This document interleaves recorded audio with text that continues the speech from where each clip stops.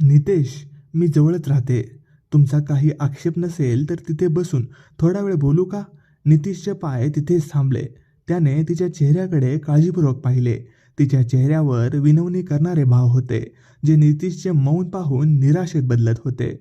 आणि तिच्या घरी जाताच घरातील परिस्थिती बघून नितीशच्या पायाखालची जमीन सरकली. नितेश, ओळखीचा आवाज ऐकून नितेशची पावले जागीच थांबली. त्याने मागे वळून पाहिले तर त्याचे डोळे आश्चर्याने उघडले. काय झालं नितेश? मला इथे पाहून तुम्हाला आश्चर्य वाटलं का? ठीक आहे, मला सांग, तू मुंबईला कधी आलास? तिने नितीशला अनेक प्रश्न विचारले, पण नितीशने तिच्या एकाही प्रश्नाचे उत्तर दिले नाही आणि शांतपणे पुढे सरकला. तीही त्याच्याबरोबर पुढे सरकली. नितीशसोबत काही अंतर चालत असताना ती संकोचून म्हणाली, नितेश, मी खूप दिवसांपासून माझ्या मनावर भारी ओझं घेऊन जगत आहे.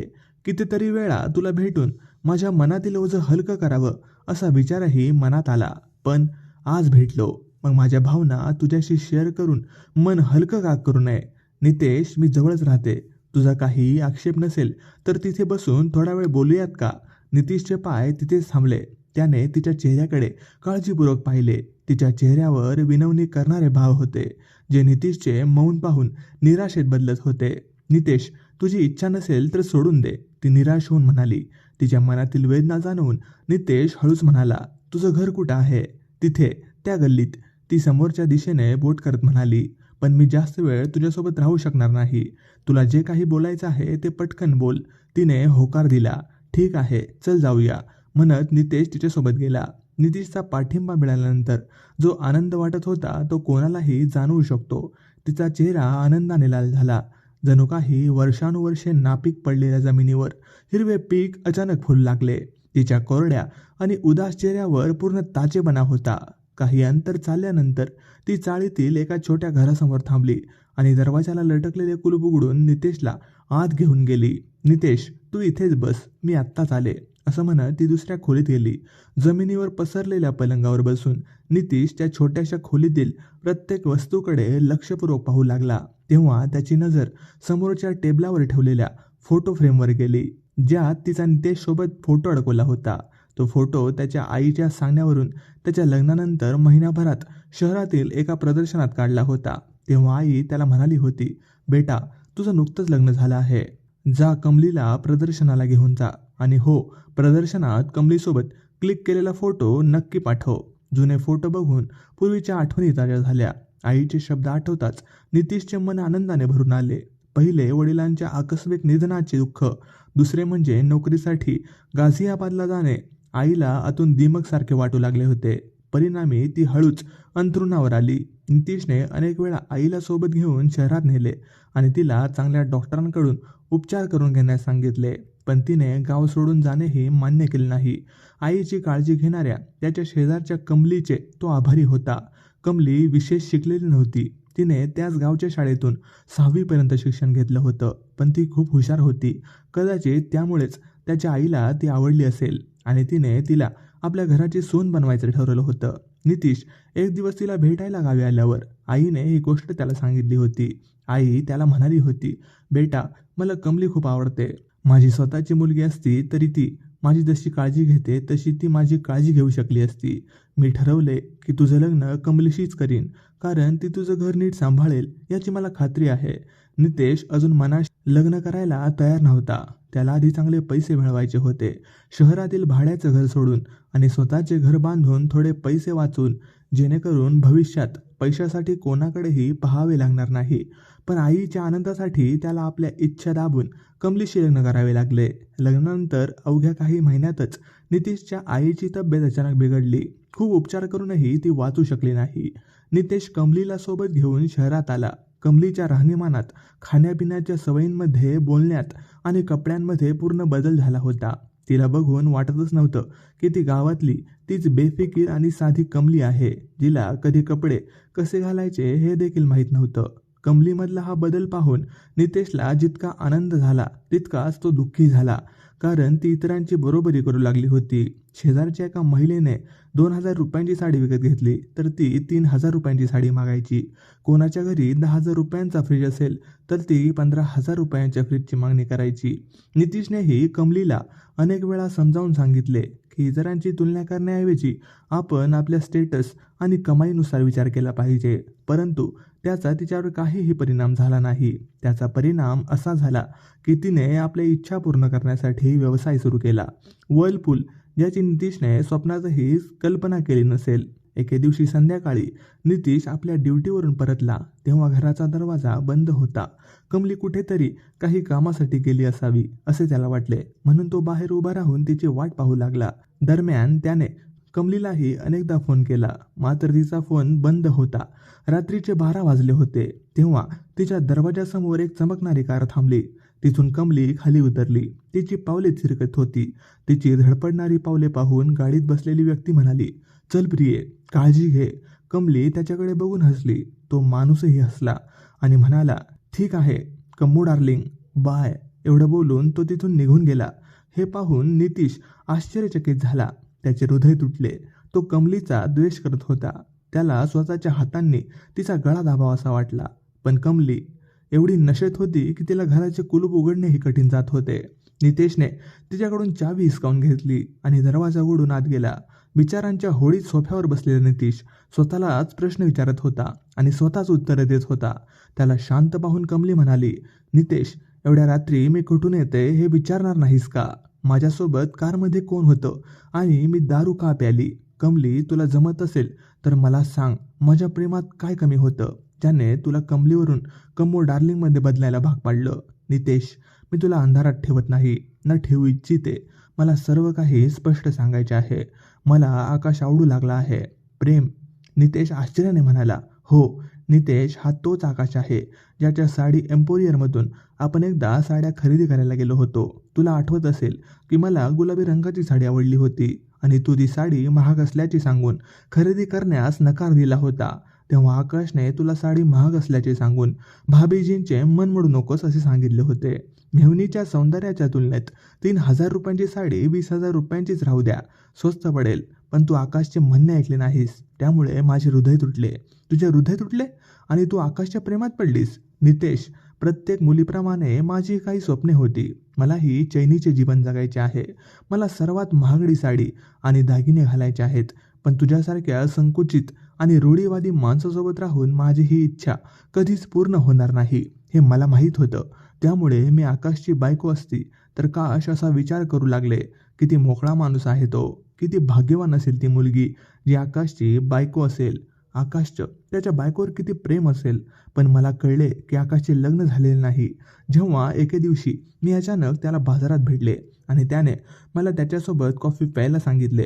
मी स्वतःवर नियंत्रण ठेवू शकले नाही आणि त्याच्यासोबत कॉफी घ्यायला गेले. कॉफी पित असताना आकाश मला म्हणाला, वहिनी, त्या दिवशी तुम्हाला ती गुलाबी साडी विकत घेता आली नाही. आजही मला त्याची खंत वाटते. मला ती साडी तुम्हाला भेटवस्तू द्यायची होती, पण तुमच्या नवऱ्यामुळे मी तसे करू शकलो नाही. मी आकाशला म्हणाले, माफ करा आकाशजी, ती साडी माझ्या नशिबी नव्हती. आकाश म्हणाला, हो वहिनी, ही नशिबाची गोष्ट नाही, प्रेमाची गोष्ट आहे. माझी इच्छा आहे की तू माझी पत्नी असती तर मी तुझ्यासाठी साडीच नाही तर जगातील सर्व सुख आणून तुझ्या चरणी ठेवलं असतं. खरंच मी तुझी प्रत्येक इच्छा पूर्ण केली असती. आकाशच्या डोळ्यात माझ्यावर इतकं प्रेम पाहून मी स्वतःला रोखू शकले नाही. मी म्हणाले, आकाश, मी जर तुझी बायको असते तर तू माझ्यावर एवढं प्रेम केलं असतं का? तो म्हणाला, हो वहिनी, माझ्या प्रेमाची खोली तुम्ही एकदा मोजलीत ना की हृदयात तुमच्यासाठी किती प्रेम आहे ते तुम्हाला कळेल. आकाश, मी बुडत जाईल. नितेश, मी तुला सोडून आकाशकडे गेले होते, पण तुला अंधारात ठेवण्याऐवजी मी तुला माझ्या प्रेमाबद्दल सांगावं असं मला वाटत होतं. पण तुला काही सांगण्याचं धाडस माझ्यात जमलं नाही, म्हणूनच मला दारूचा अवलंब करावा लागला. कमली, तू माझ्याशी विश्वासघात केला आहेस हे मी सांगणार नाही, कारण हे सगळं बोलून काही फायदा नाही, तेही होणार नाही. होय, आकाशसारख्या पैशाच्या माणसांना हृदय नसतं. ते आपल्या संपत्तीच्या जोरावर तुझ्यासारख्या मूर्ख आणि लोभी स्त्रियांच्या शरीराशी खेळू शकतात, पण त्यांना आपल्या जीवनात समाविष्ट करू शकत नाहीत. हे मी म्हणायलाच हवं. आकाश त्या लोकांपैकी नाही. त्याचे माझ्यावर खरे प्रेम आहे. तू आत्ता असं म्हणत आहेस कारण या क्षणी तुझं मन आकाशाने धनाच्या नशेत आहे, पण वास्तव लवकरच तुझ्यासमोर येईल. त्यामुळे कोणतेही पाऊल उचलण्यापूर्वी काळजीपूर्वक विचार कर. असे म्हणत नितीश उठला आणि दुसऱ्या खोलीत गेला. कमलीची नशा उतरेल तेव्हा तिला आपली चूक नक्कीच कळेल आणि ती कोणतंही चुकीचं पाऊल उचलणार नाही असं त्याला वाटत होतं, पण तसं झालं नाही. दुसऱ्या दिवशी सकाळी जेव्हा नितीशला जाग आली तेव्हा कमलीला वधूच्या पोशाखात पाहून त्याला धक्काच बसला. तो कमलीला काही बोलायच्या आधीच ती म्हणाली, "नितेश, तू उठलास हे बरं झालं, नाहीतर मी तुला न भेटताच निघून गेले असते." "कुठे गेली असती?"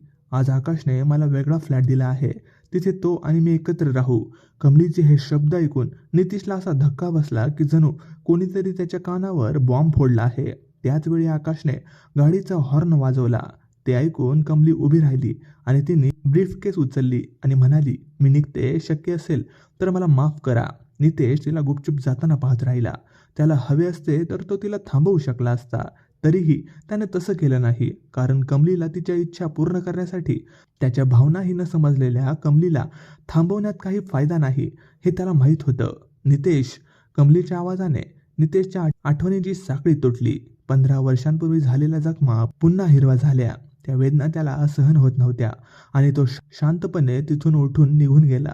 कमली हताशपणे म्हणाली, "नितेश, मी तुला दिलेल्या जखमांचं औषध होऊ शकत नाही, पण तुझ्या आयुष्यात मी मिसळलेल्या बेवफाईच्या विषारी कटुता मला बरी करेल हे निश्चित." अस्तित्व नक्कीच कडू झालंय. श्रीमंत लोकांकडे संपत्ती आणि ऐशोआराम असतात, पण प्रेमळ हृदय नसतं, असे नितीश म्हणाला. "तेव्हा तुझे बरोबर होते. त्यावेळेस मी तुझं ऐकलं असतं आणि माझ्या इच्छांवर नियंत्रण आले असते, तर आकाशसारखा लबाड, फसवा आणि फालतू माणूस माझे आयुष्य उद्ध्वस्त करू शकला नसता." त्याचे मन माझ्यावर भरून येईपर्यंत तो मला मोठी स्वप्ने दाखवून माझ्या शरीराशी खेळत राहिला. यानंतर त्याने मला त्या दलदलीत ढकलण्याचा प्रयत्न केला, जिथे स्त्री पुरुषांच्या मनोरंजनासाठी खेळणी बनते. पण त्याचा नापाक हेतू मला कळला आणि त्याच्या तावडीतून मी सुटले. इथे आल्यानंतर मी एका अनाथाश्रमात गरीब आणि निराधार मुलांची काळजी घ्यायला सुरुवात केली, कारण याशिवाय मी दुसरे काही करू शकत नव्हते. तुझ्याकडे येण्याचे सर्व हक्क मी आधीच गमावून बसले होते, त्यामुळे तुझ्याकडे येण्याचे धाडस मी करू शकले नाही. मला जगायचे नव्हते, पण कधीतरी भेटेन या विचाराने मी आजवर जिवंत होते. मी तुझी माफी मागून मरेन. तुला हवे असते तर तू मला आकाशबरोबर जाण्यापासून रोखू शकला असतास. तू मला मारहाणही करू शकला असतास, पण तू तसे केले नाहीस. फक्त माझ्या सुखासाठी तुझा संसार लुटला जाताना पाहत राहिलास. नितेश, मी तुझा आनंदी संसार उद्ध्वस्त केला आहे. शक्य असल्यास मला माफ कर." नितेश फार काही बोलला नाही. काय बोलावं, काय करावं हे त्याला समजत नव्हतं. कमली गेल्यानंतर तो स्वतः एकटाच होता, पण कमलीवर विश्वास ठेवता येईल हे त्याला माहीत नव्हतं. तो उठला आणि म्हणाला, "ठीक आहे, मी निघतो. मी पुन्हा येईन, मग बोलू."